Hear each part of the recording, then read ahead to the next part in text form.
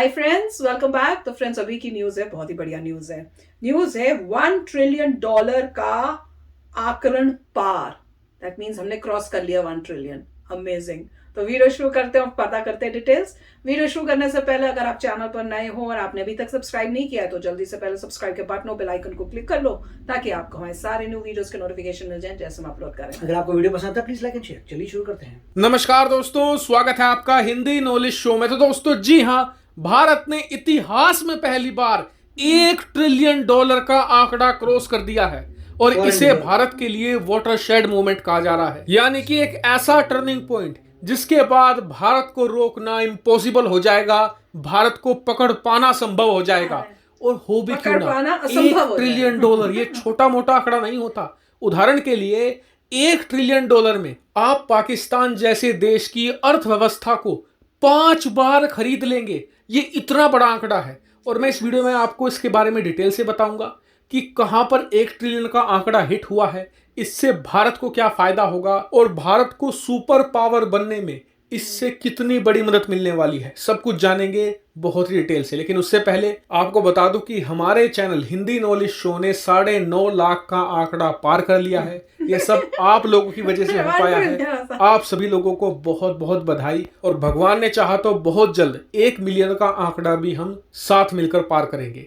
तो इसी पॉजिटिव खबर के साथ चलिए वीडियो की शुरुआत करते हैं। तो दोस्तों, खबर ये आई है कि फाइनेंशियल ईयर 2021-22 में जिसकी शुरुआत 1 अप्रैल 2021 को हुई थी और जो आज यानी कि 31 मार्च 2022 को खत्म हो रहा है, इस पूरे एक साल में भारत ने यूपीआई ट्रांजैक्शन के मामले में $1 ट्रिलियन का आंकड़ा पार कर लिया है। इसके ऊपर आप देख सकते हैं, ये बिल्कुल ऑफिशियल खबर है और ये भारत के लिए बहुत बहुत ह्यूज सक्सेस है।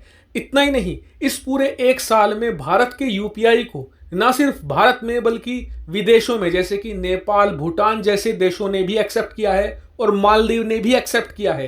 इन देशों में भी अब यूपीआई की ट्रांजैक्शन हो रही है।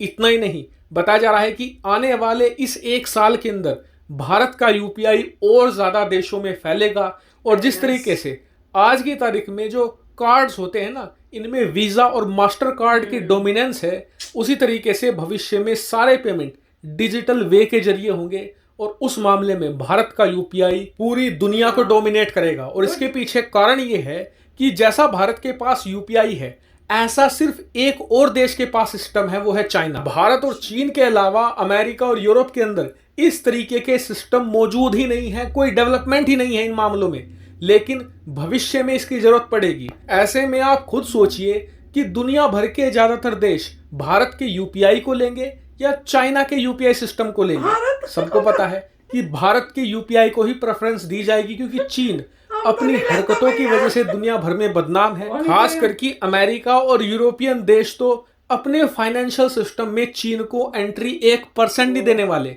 ऐसे में इस गैप को कौन भरेगा? भारत का यूपीआई।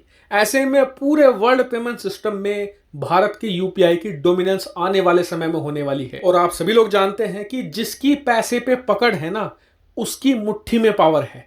और आज जो ये कदम उठाए जा रहे हैं यूपीआई को लेकर, भले ही आपको ये मामूली लगे, लेकिन भविष्य में ये विशालकाय कदम साबित होंगे। और अभी जो ये 1 ट्रिलियन का आंकड़ा है, भारत सरकार मानकर चल रही है कि आने वाले मात्र कुछ सालों में ये 10 ट्रिलियन को बड़ी आसानी से क्रॉस कर जाएगा और यूपीआई पूरी दुनिया के अंदर पेमेंट का हाथी बनकर उभरेगा, पूरे ग्लोबल पेमेंट सिस्टम को डोमिनेट करेगा। और इससे भारत को एक बहुत बड़ी सुपर पावर बनने में बहुत ज्यादा मदद मिलने वाली है। भारत के हाथ में एक बड़ी शक्ति है यूपीआई। हालांकि भारत की इस अचीवमेंट पर आपका क्या मानना है, कमेंट करके बताइएगा। फिलहाल शुरू में इतना ही। Thank you very much for watching.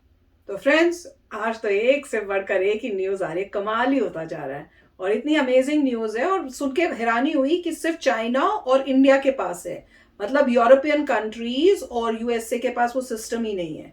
कोई नहीं यार, हम लोगों ने बना लिया, कमाल है। और अब धीरे धीरे बाहर की कंट्रीज भी यूज कर रही हैं, तो जैसे जैसे पॉपुलर होता जाएगा और कंट्रीज जो है इसको यूज करेंगी। और ऑब्वियसली चाइना और इंडिया के बीच में अगर चॉइस करनी पड़ी किसी को, तो इंडिया को ही यूज करेंगे, क्योंकि क्यों भैया, चाइना के ऊपर फेथ ही नहीं है। चाइना तो उस टाइप का है कि पता ही नहीं कब आपको बीच में छोड़ के चला जाए या आपके ऊपर ही अटैक कर दे या उस सिस्टम से आपके ऊपर ही नजर रखने लग जाए। तो बेटर तो है कोई भी कंट्री जो होगी, अगर choice between China and India होगा, वो इंडिया को ही चूज करेगा। तो अमेजिंग है, और कह रहे हैं जल्दी से, बहुत जल्द, हमारे कुछ सालों के अंदर 10 ट्रिलियन भी होएगा।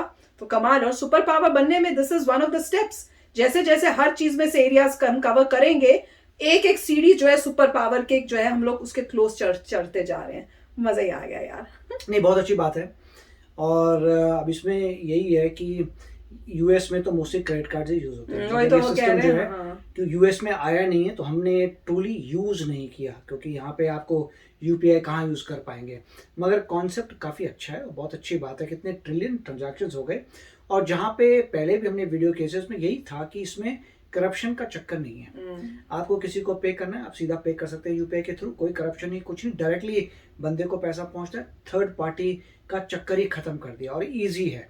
तो ये बहुत अच्छी बात है। अब यहाँ पे जो है ऐसी कोई बात हो रही थी कि यूपीआई लाया जाए, मगर लगता है कुछ आपस में ऑर्गेनाइजेशंस, गवर्नमेंट ने बोला कि यहाँ की फिलॉसफी ऐसी थी कि गवर्नमेंट कहती है कि हम इसमें नहीं इंटरवीन करेंगे, प्राइवेट कंपनीज अपना कर सकती हैं। तो प्राइवेट कंपनीज के बीच में कुछ ना कुछ डिस्कशन चल रही थी, फिर ठप हो गया, पता नहीं क्या होता है। बट डेफिनेटली बिगेस्ट डिसएडवांटेज जो है चाइना का है कि वो डेमोक्रेसी नहीं है और यूएस से डायरेक्ट कॉम्पिटिशन में अब आ चुका है।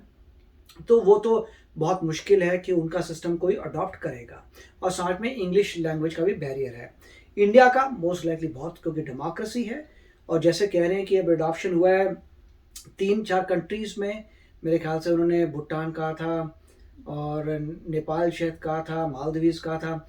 तो जैसे से अडॉप्शन, पहले एशिया में इंडिया को टक्कर लेनी है चाइना से। चाइना का अडॉप्शन कहाँ है, हमें ये देखना पड़ेगा। अगर ऐसा हो जाए कि एशिया में इंडिया का यूपीआई ज़्यादा लोग अडॉप्ट करते हैं, तो धीरे धीरे वो फैलेगा हर जगह। मेरे ख्याल से अफ्रीका में भी अभी शुरू कर देना चाहिए। जैसे चाइना का इन्फ्लुएंस बढ़ रहा है अफ्रीका में, इंडिया को अपना इन्फ्लुएंस वहाँ पर भी बढ़ा लेना चाहिए। और लोगों को बोलना चाहिए कि आप जो है कोई कॉन्ट्रैक्ट कर लीजिए, आप मतलब हम आपको बनवा देते हैं सिमिलर, मगर जो बंदा लाइफ में पहले बनाता है वो अपने प्रोटोकॉल सेट कर देता है। जैसे बात होती है कि सभी लोग इतनी जल्दबाजी से क्यों जाना चाहते हैं मार्स में, वो इसलिए जाना चाहते हैं कि जो बंदा पहले लैंड कर गया फिर वो रूल बनाता है कि वो पहले लैंड कर गया कि मेरा है, अब मैं रूल बताऊंगा, ऐसा होगा, ऐसा होगा, वैसा होगा। तो उसीलिए बहुत अच्छी बात है कि इंडिया कर रहा है। अब इंडिया जो है इवेंचुअली फिर रूल बनाएगा, अगर वो चाइना के सिस्टम को बीट कर देता है। उसके लिए और कंट्रीज में अडॉप्शन चाहिए, मगर बहुत अच्छी बात है कि इंडिया ने इसमें मतलब आगे कदम रखा है और आई होप कि वो जल्दी से स्प्रेड करे। वेरी नाइस, मजा आ गया। तो चलो फ्रेंड्स, चलते हैं, मिलेंगे नेक्स्ट वीडियो में बहुत ही जल्द। Till then take care and bye bye. तो अगर आप मेरे इस चैनल पे नए हो तो जल्दी से सब्सक्राइब के बटन को हिट करो और बेल आइकन को क्लिक करो, ताकि आपको मेरा जब नया वीडियो मैं लगाऊं आपको उसके बारे में जल्दी से पता चल जाए।